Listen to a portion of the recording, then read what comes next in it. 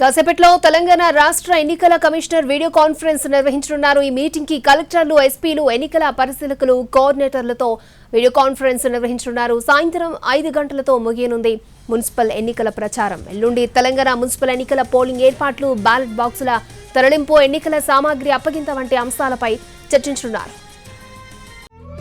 తెలుగు వారి number 1 choice Telugu matrimony.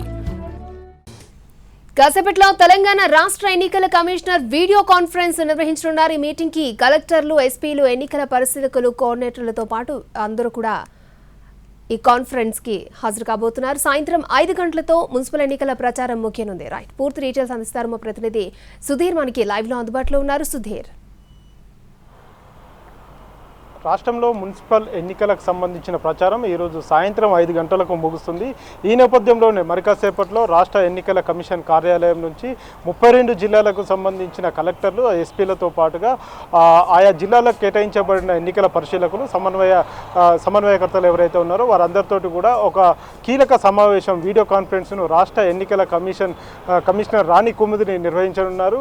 ఈ 11వ తేదీ జరగనున్న బుధవారం ఉదయం 7 గంటలకు ప్రారంభం కానున్న పోలింగ్కు సంబంధించి ఏర్పాట్లు, అదేవిధంగా సిబ్బంది కేటాయింపు, అక్కడ బందోబస్తుతో పాటుగా ఆయా పోలింగ్ స్టేషన్లో తీసుకోవాల్సిన జాగ్రత్తలకు సంబంధించి ఇక్కడ ఈ వీడియో కాన్ఫరెన్స్లో చర్చించే అవకాశాలు అయితే కనిపిస్తున్నాయి. ఇప్పటికే 116 నియోజకవర్గాలు, 116 మున్సిపాలిటీలు, 7 మున్సిపల్ కార్పొరేషన్లకు సంబంధించి 2996 వార్డుల్లో పోలింగ్ జరగనుంది. ఈ 2996 వార్డుల్లో ఇప్పటికే దాదాపు 14 వార్డులు ఏకగ్రీవమయ్యాయి. అందులో 2 బీఆర్ఎస్ పార్టీ, మిగతా 12 వార్డులను కాంగ్రెస్ పార్టీ కైవసం చేసుకుంది. ఇందులో మనం చూసుకున్నట్లయితే దాదాపు 12,000 పైచిలుకు మంది ఎవరైతే ఉన్నారో వారందరూ కూడా పోటీలో ఉన్నారు. ఇండిపెండెంట్ అభ్యర్థులు ఎక్కువగా ఉన్నారు. కాబట్టి ఆ గుర్తుల కేటాయింపు కావచ్చు, బ్యాలెట్ పత్రాల ముద్రణ, అదేవిధంగా బ్యాలెట్ బాక్సుల సరఫరాకు సంబంధించి జాగ్రత్తలు తీసుకోవాలని చెప్పేసి ఎన్నికల కమిషన్ ఇప్పటికే ఆయా జిల్లా కలెక్టర్లకు సూచనలు చేయడం జరిగింది. అదేవిధంగా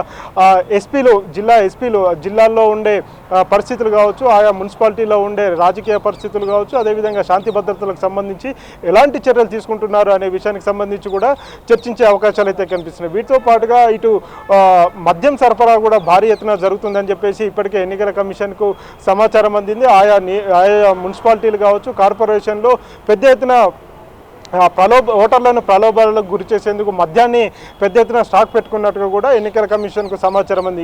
ఈ నేపథ్యంలోనే మద్యం సరఫరాను తగ్గించాలి, పూర్తిగా నిర్మూలించాలనే విషయానికి సంబంధించి కొన్ని ఇన్స్ట్రక్షన్స్ ఆయా జిల్లా కలెక్టర్లు, ఎస్పీలకు సూచన చేసే అవకాశాలు అయితే కనిపిస్తున్నాయి. వీటితో పాటుగా బ్యాలెట్ పత్రాలను ముద్రించి వాటిని బ్యాలెట్ బాక్సులతో పాటుగా కలిపి రేపు వీటిని డిస్ట్రిబ్యూట్ చేసే అవకాశాలు అయితే కనిపిస్తున్నాయి. డిఆర్సీ సెంటర్లను కూడా ఇప్పటికే ఏర్పాటు చేశారు. దాదాపు 130 డిఆర్సీ సెంటర్లను ఏర్పాటు చేశారు. ఆ డిఆర్సీ సెంటర్లకు ఎన్నికల అధికారులు ఎవరైతే ఉన్నారో, పోలింగ్ సిబ్బంది కావచ్చు, ఇతర అధికారులను కూడా నియమించడం జరిగింది. వాటన్నిటిని కూడా సజావుగా నిర్వహించాలని చెప్పేసి ఎన్నికల కమిషన్ దిశానిర్దేశం చేసే అవకాశాలు అయితే కనిపిస్తున్నాయి. ఇప్పటికీ పోలింగ్కు కొన్ని గంటల సమయం మాత్రమే మిగిలి ఉన్నది. కాబట్టి ఎలాంటి లోటుపాట్లు జరగకుండా పోలింగ్ను ప్రశాంతంగా నిర్వహించే విధంగా చర్యలు తీసుకోవాలని చెప్పేసి ఎన్నికల కమిషన్ ఆదేశాలు జారీ చేసే అవకాశాలు అయితే కనిపిస్తున్నాయి. ఇప్పటి వరకు చూసుకున్నట్లయితే సుమారు 2.5 కోట్ల రూపాయల విలువ చేసే నగలు కావచ్చు, అదేవిధంగా మద్యం కావచ్చు, నగదు వీటిని సీజ్ చేసినట్టుగా కూడా ఎన్నికల కమిషన్ స్పష్టం చేసింది.